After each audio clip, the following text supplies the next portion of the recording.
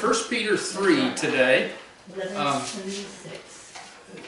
We have had a couple messages from earlier chapters, and it's always good to look back where we've been in order to understand where we are now, because Peter's pretty good about leading us into these various topics. In 1 Peter 3, 1 through 7, the focus is going to be on wives and husbands.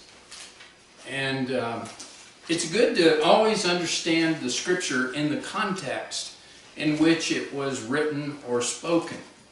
So we're going to look at some ideas about the context of 1 Peter 3 about wives and husbands. And once we understand the context, that's going to help us understand the various points in the scripture. So I've used three different words that Peter wrote to help us understand the context. Therefore, likewise, and finally. And we're going to look at each of those for just a minute, and then we'll actually go into the scriptures. But first, if we'll go back to where we were in 1 Peter 2, and look at verses, starting with verse 13, down through the end of the chapter, he begins there with the word therefore.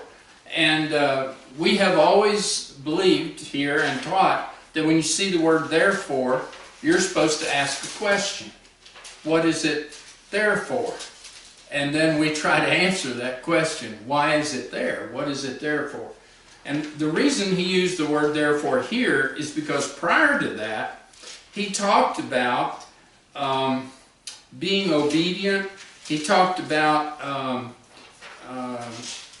having a positive outlook that people can see as we live our life as Christians.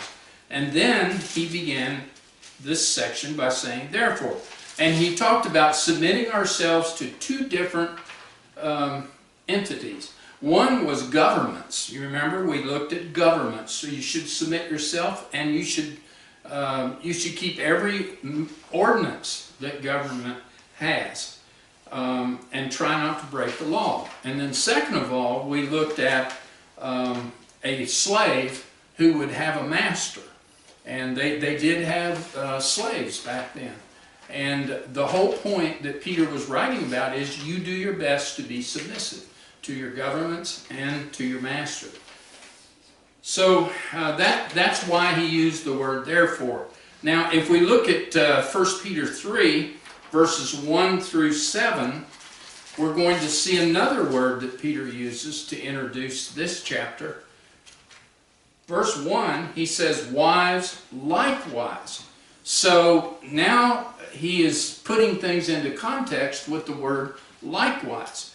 Well, that word tells me that there was something prior to this chapter that he is now comparing wives and husbands to.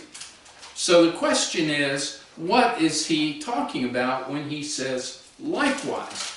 Well, everything before chapter 3 is about submission. So he is going to again make the point about submission, but today we're going to be following his point about submission of wives and submission of husbands. We're going to look at submission of both today, not just wives.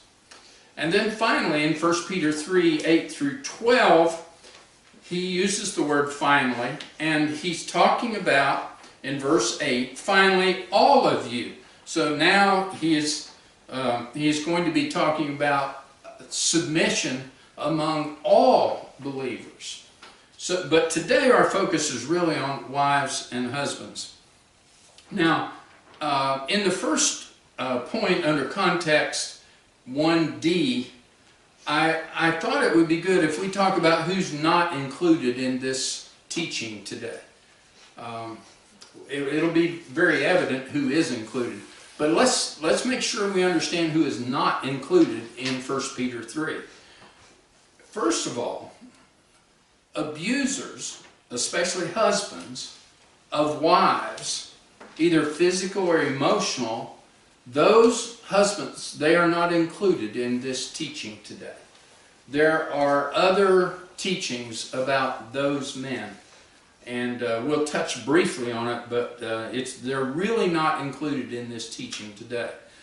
We know that God institutes governments, and He institutes these governments to deal with these abusers. There are laws against men either physically or emotionally abusing women. Most laws, most countries have those laws. We certainly do. And God treasures women. And so Peter is going to be talking about wives who have husbands who are not believers. But he is not talking about wives who have husbands who are abusers of them. That's a totally different topic, and probably one that we may end up getting into at some time in the future. So we're going to start working down through what he has to say to wives. And we'll start in verse 3, or chapter 3, verse 1, and we will read a few verses here. The first 6. Wives, likewise, be submissive to your own husbands, that even if some do not obey the word, they without the word may be won by the conduct of their wives, when they observe your chaste conduct accompanied by fear. Do not let your adornment be merely outward, arranging the hair, wearing gold, or putting on fine apparel. Neither let it be the hidden person of the heart, rather, with the incorruptible beauty of a gentle and quiet spirit, which is very precious in the sight of God. For in this manner, in former times, the holy women who trusted in God adorned themselves, being submissive to their own husbands, as Sarah obeyed Abraham, calling him Lord, whose daughters you are if you do good and are not afraid with any terror. So here he's writing to wives who are married to a husband, or husbands, who are not believers. And he is asking these wives, we're going to walk down through what he's asking them to do as a Christian wife, a believer who is a wife of an unbeliever.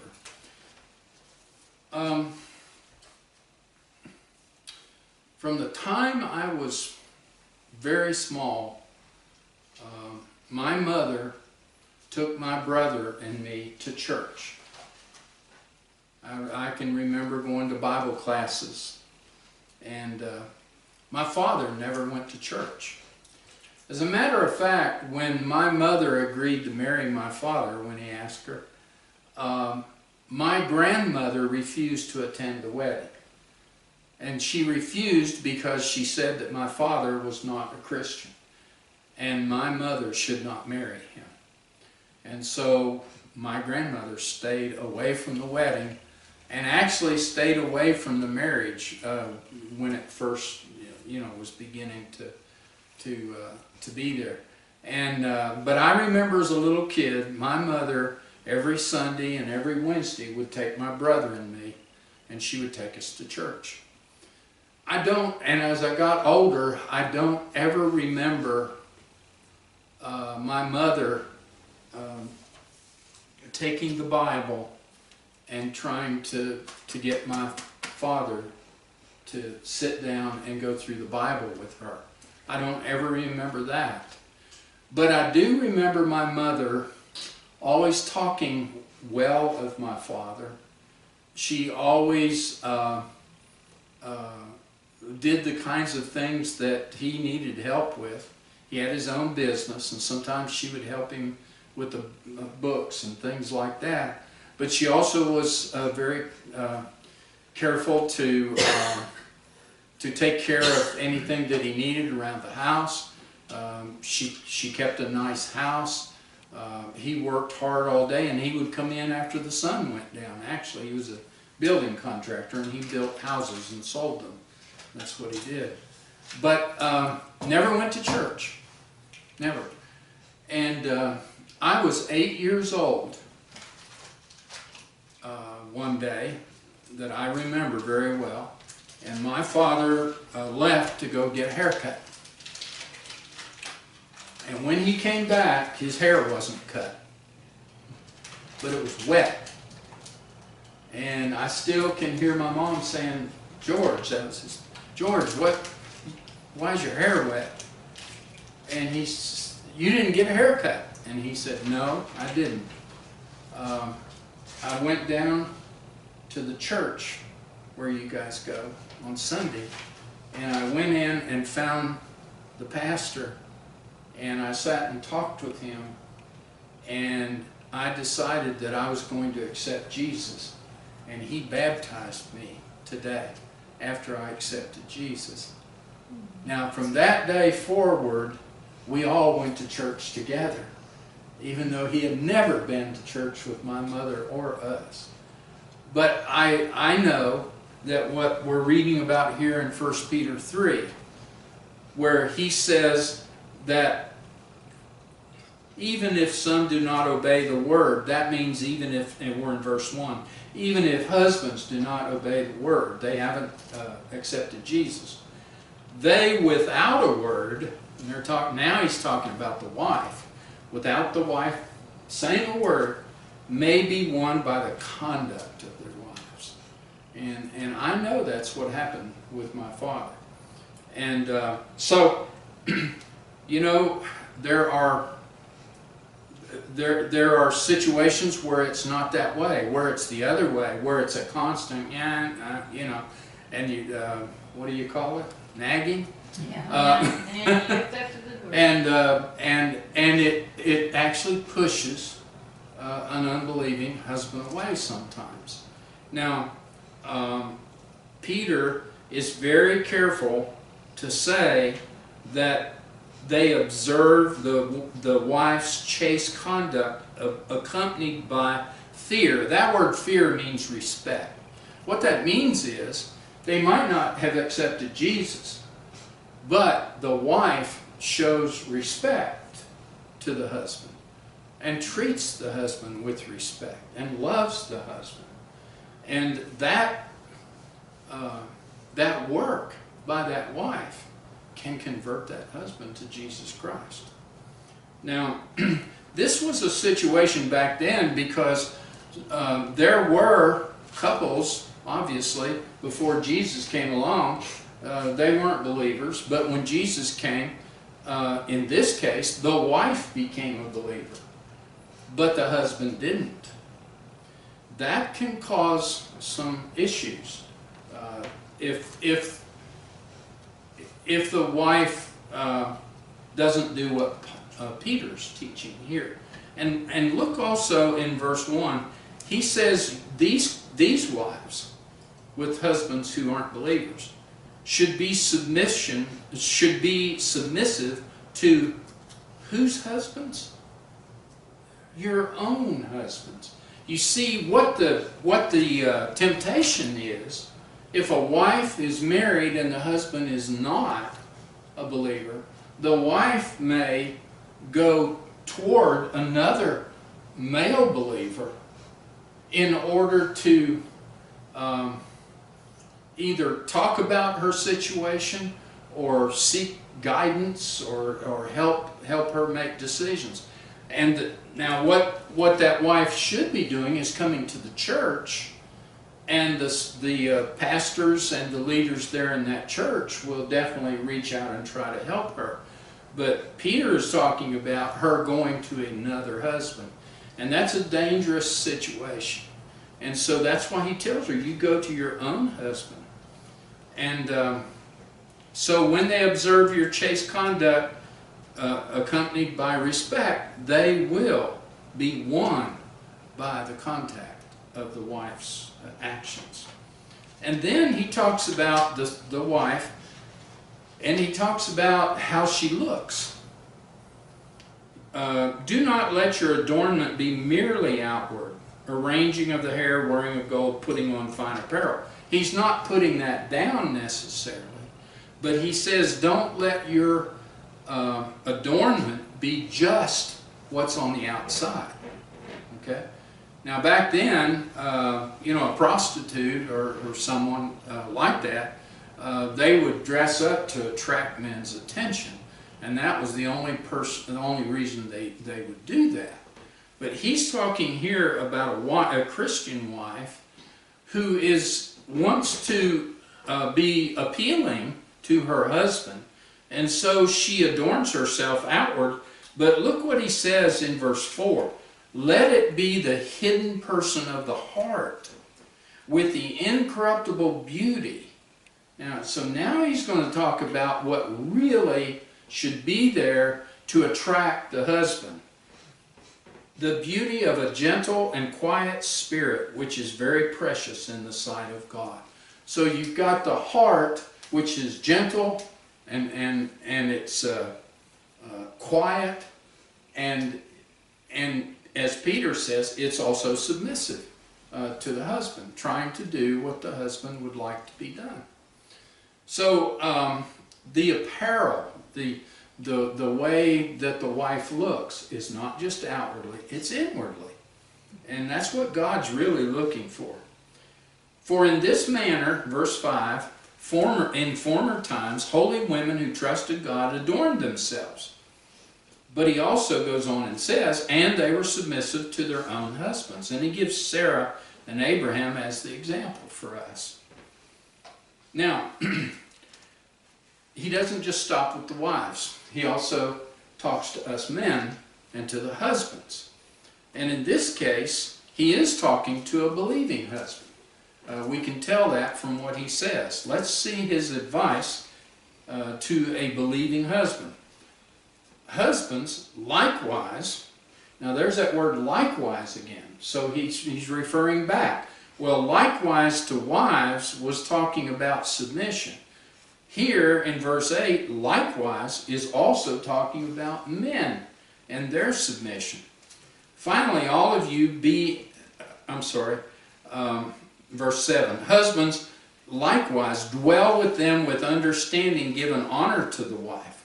So what we as believing husbands do is we do our best to understand our wife. I'll say that again. We do our best to try to understand our wives. And I'm just, you know, it's one of those things. And but this is really important. Giving honor to the wife. Always giving honor to the wife. Never putting the wife down. Never saying something against your wife.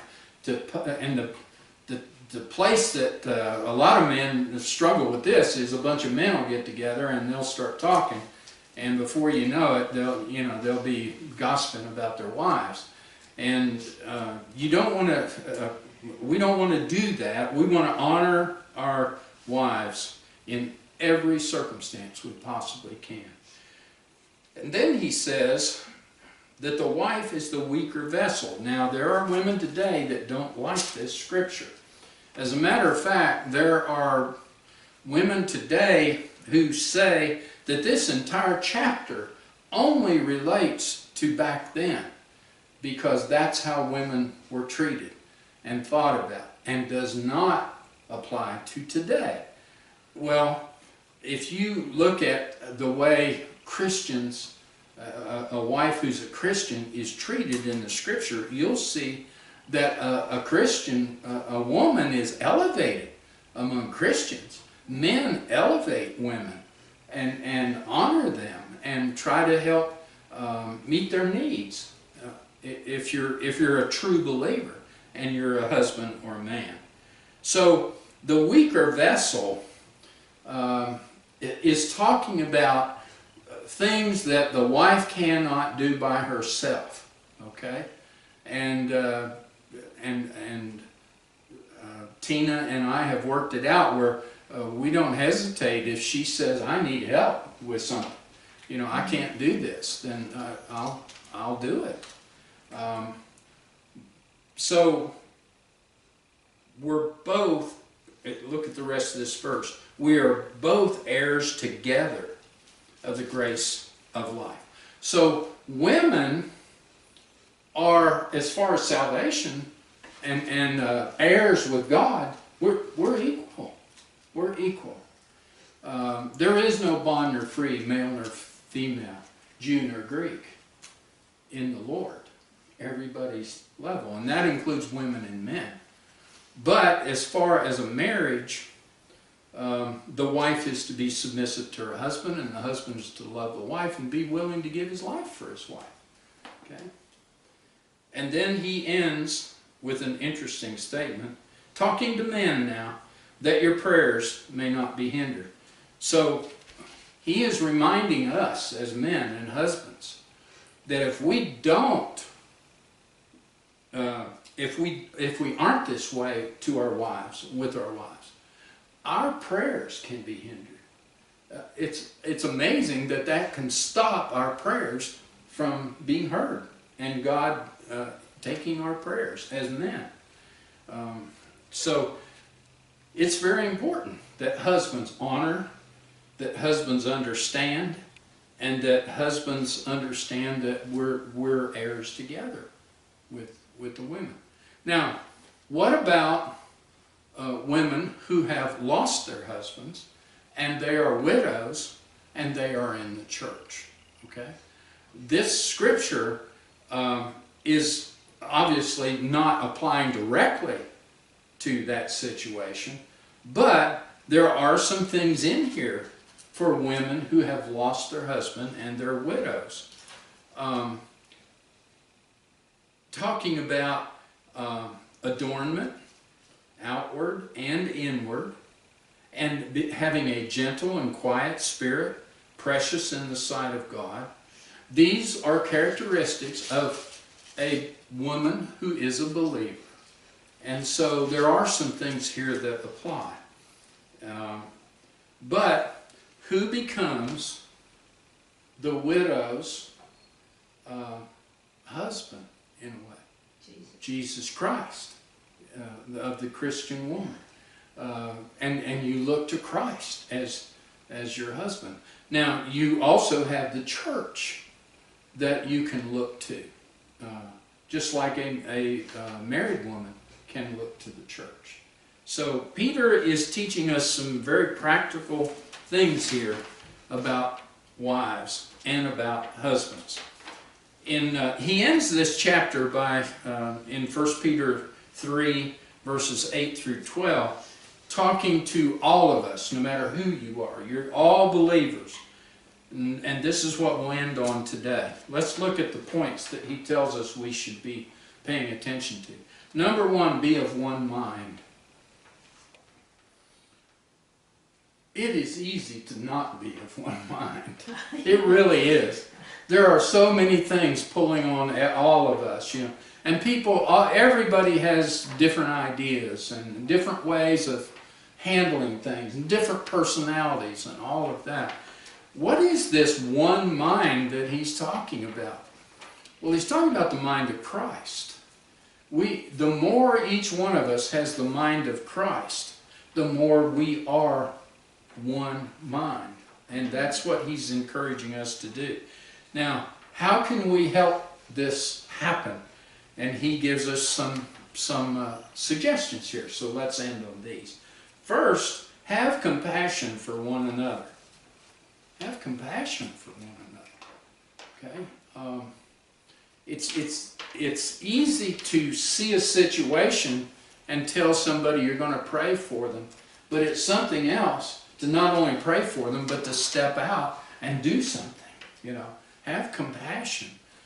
Sometimes people are in rough, difficult situations. They may or may not have caused themselves to be in that.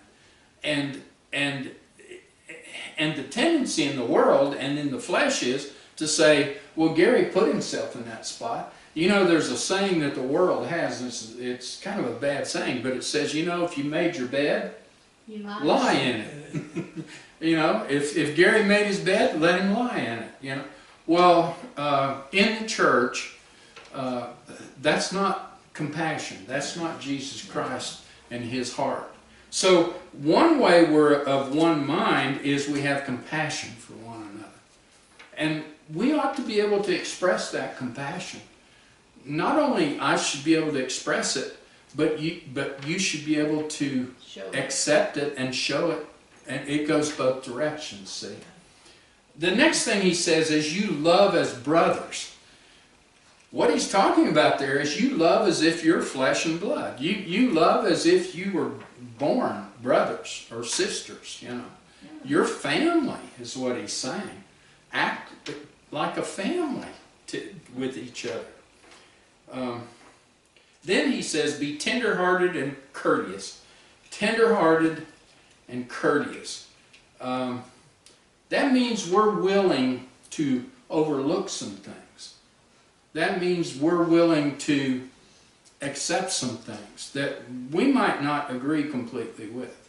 But we are courteous and we are tender-hearted. And then he gives us two do nots here. Do not return evil for evil. You say, well, how could a Christian be returning evil for evil? Well, sometimes somebody can hurt you so bad, or they can take so much away from you that wasn't theirs, and you consider them to be evil. Satan is sitting right here saying, you deserve to give them back. You deserve to do the same thing. But Jesus said, love your enemies. Pray for those who despitefully use you and persecute you. So don't return evil for evil, and don't return reviling for reviling. You know, reviling is speaking in a way that that takes the dignity away from somebody, that lowers them in the eyes of society and neighbors. You know, don't be doing that, he says. Every believer's calling, now this is for each one of us, and we'll end on this. Every believer's calling, that's each of us, is to return blessing in order to inherit a blessing. You know, we had a message a week or two ago about inheritance. When we bless, we will be blessed. That's what Peter is telling us. So bless people. Don't hold back blessings from people. And then finally, love life and see good days. If you want to do that, then you speak well and you live well. You speak like Christ and you live like Christ. And so the message for today, we actually do have some members of this church who are married to unbelievers, or at least in the family of people that we know. So it would apply there. But we really don't have any wives that attend this church whose husbands are unbelievers. And so this lesson may seem like it doesn't apply to us, but those concepts of honoring and being chaste and your adornment, all those apply to all of us. And so I think this is a good lesson for us. So next week we're going to be looking at suffering. Peter wants to remind us again about suffering. He's already talked to us in chapter 1 about suffering, but he's going to go over it again. So it must be important, or he wouldn't have it in his letter to the churches. So let's ask God's blessing on this lesson today.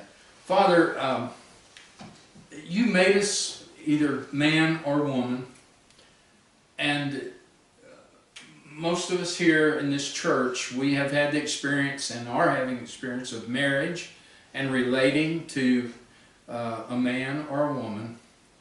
And God, you are so gracious to teach us about these relationships and how that we need to submit and how we need to honor and how we need to adorn ourselves and how we need to understand our spouses and the opposite sex, and how we need to be of one mind and love one another and be tender-hearted toward each other. Thank you for this lesson today, Lord, and reminding us of a church that when we get really busy in our lives, we need to make sure that we don't put other people second and just ignore them and their needs.